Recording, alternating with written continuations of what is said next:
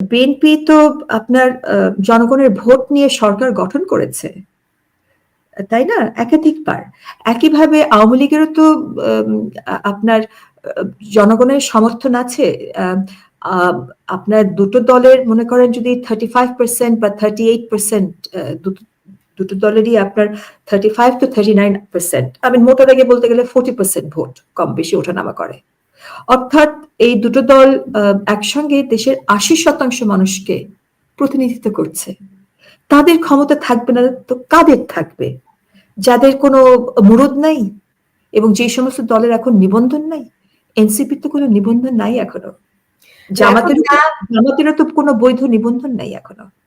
তো যাদের নিবন্ধন নেই, যে কথাটা আপনাকে বারে বার আমি বলছি, তাদেরকে এত গ্রাহ্য করা বা তাদেরকে এত গুরুত্ব দেওয়ার কেন হচ্ছে আমি তো বুঝতে পারছি না।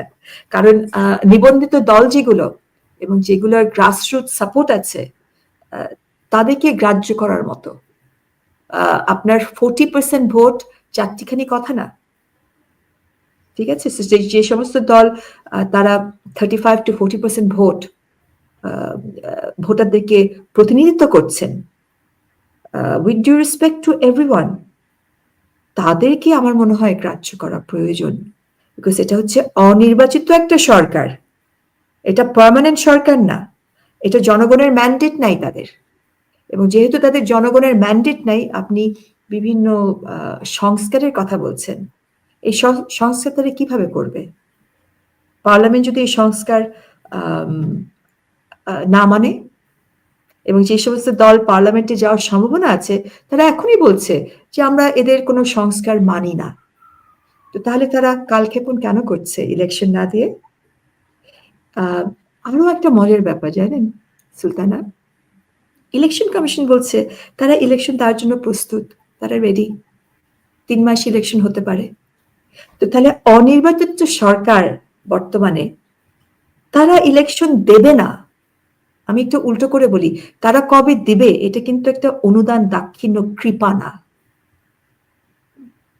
আমরা যেমন করে তাদের কাছে আবদার করছি, চাচ্ছি, মনে হচ্ছে একটা কৃপা করে দাও আমাদেরকে ইলেকশন দিয়ে।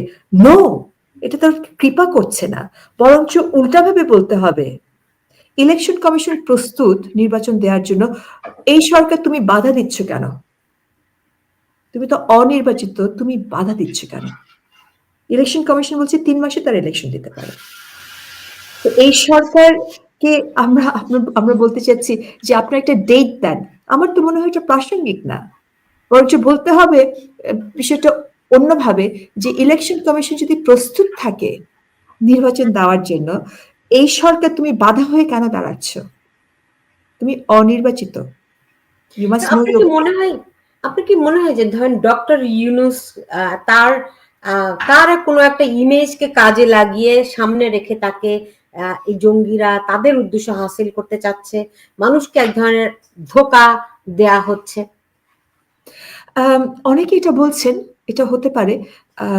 তবে প্রফেসর ইউনূস, আমার মনে হয় উনিও অনেক বিজ্ঞ মানুষ, উনিও অনেক ইন্টেলিজেন্ট, ওনার no doubt he has a very good image বিদেশে, ওয়েস্টার্ন কান্ট্রিজ গুলোতে।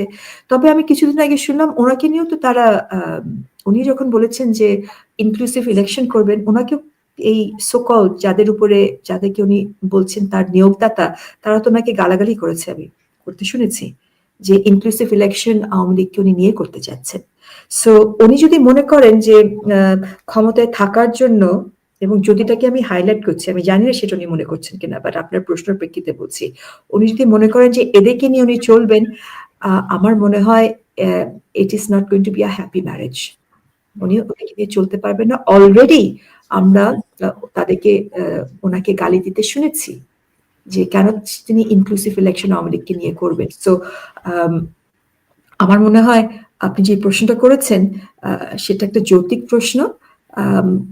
আমার মনে হয় উনি বিবেচনা করুক। এবং আমরা তো আজকেও দেখলাম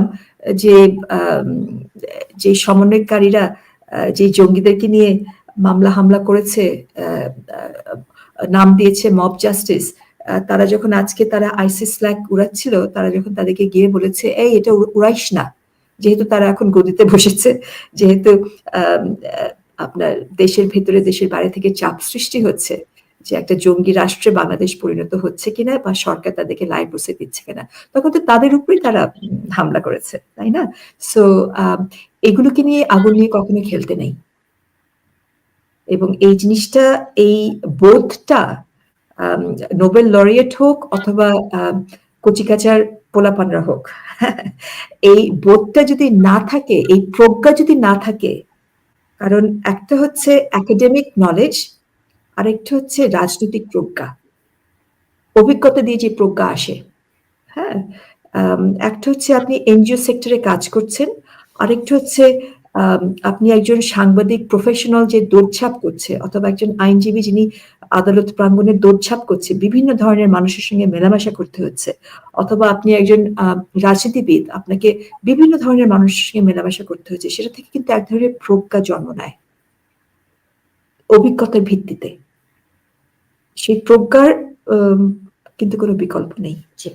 আর আপনি এয়ার কন্ডিশন রুমে বসে কাজ করছেন, লেখালেখির কাজ করছেন বা ছাত্র পড়াচ্ছেন, সেটাতে কিন্তু আপনার এই জনমানুষের সাথে সংযোগ করে অভিজ্ঞতার ভিত্তিতে যে আপনার অভিজ্ঞতা, কোনো বিকল্প নেই।